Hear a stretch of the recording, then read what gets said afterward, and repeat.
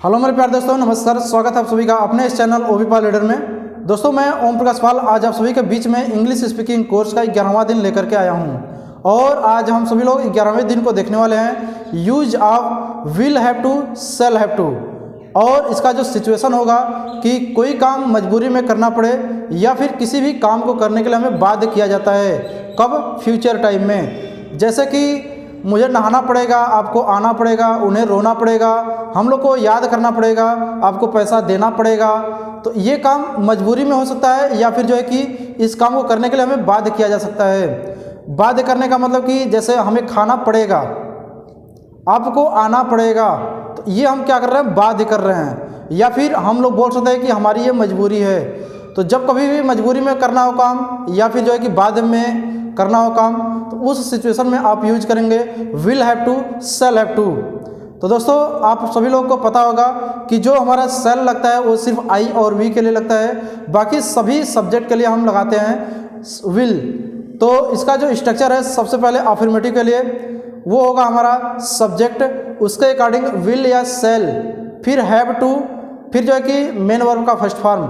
इसका हम एग्जाम्पल के माध्यम से समझते हैं। I shall have to go, I shall have to eat, I shall have to run, I shall have to drink. यानी कि मुझे नहाना पड़ेगा, मुझे खाना पड़ेगा, मुझे दौड़ना पड़ेगा, इस टाइप से। या फिर हम बोल सकते हैं he will have to go, he will have to run, he will have to sleep, he will have to learn, he will have to go, he will have to come, he will have to go to school. इस type से आप practice कर सकते हैं। जब इसका negative बनाना होगा तो सबसे पहले आप सब्जेक्ट डालेंगे, उसके अकॉर्डिंग आप विल या शैल डालेंगे, फिर नॉट, फिर हैव टू, फिर मेन वर्ब का फर्स्ट फॉर्म। अगर इसी का इंट्रोगेटिव बनाना हो तो सबसे पहले आप WH वर्ड डालेंगे, उसके बाद आप विल या शैल डालेंगे, फिर जो है कि सब्जेक्ट, फिर नॉट, फिर हैव टू, फिर जो है कि मेन वर्ब का फर्स्ट फॉर्म, उसके बाद जो है कि क्वेश्चन मार्क है।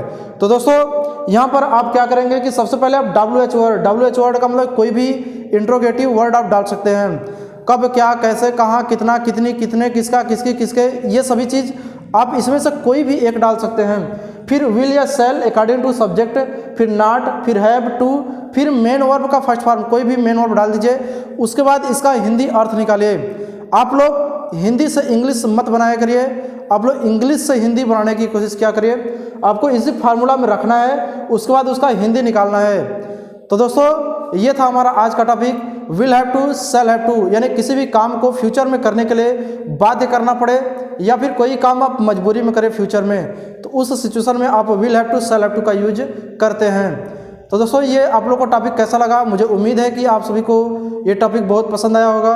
अगर आप सभी लोग को अच्छा लगा हो तो हमारे चैनल को लाइक करें, सब्सक्राइब करें। फिर मिलते हैं आगे इसी प्रकार का वीडियो लेकर के। तब तक के लिए नमस्कार, धन्यवाद, जय हिंद, जय भारत।